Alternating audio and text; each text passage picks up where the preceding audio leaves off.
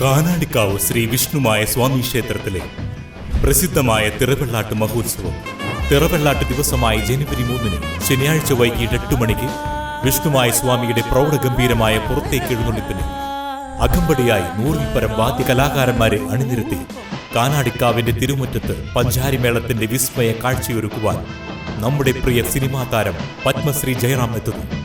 എഴുന്നള്ളിപ്പിന് അകമ്പടിയായി തിറയാട്ടവും മറ്റു ദൃശ്യവാദ്യ കലാരൂപങ്ങളും അരങ്ങേറുന്നു. ഈ ധന്യമായ ഭക്തിസാന്ദ്രമായ ചടങ്ങുകളിൽ പങ്കെടുത്ത് ഭഗവാൻ വിഷ്ണുമായ സ്വാമിയുടെ അനുഗ്രഹം നേടുന്നതിന് പെരിങ്ങോട്ടുകര കാനാടിക്കാവ് വിഷ്ണുമായ ക്ഷേത്ര സന്നിധിയിലേക്ക് ഏവരെയും സാദരം ക്ഷണിക്കുന്നു.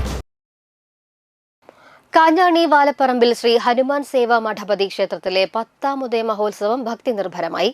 ഞായറാഴ്ച രാവിലെ ദൈവത്തിന്റെ കളം, ഉച്ചയ്ക്ക് ഉണ്ണിമുത്തപ്പന്റെ കളം, വൈകിട്ട് ഭജന, വലിയ മുത്തപ്പന്റെ കളം, തുടർന്ന് ഹനുമാൻ സ്വാമിക്ക് മഹാനിവേദ്യം എന്നിവ നടത്തി.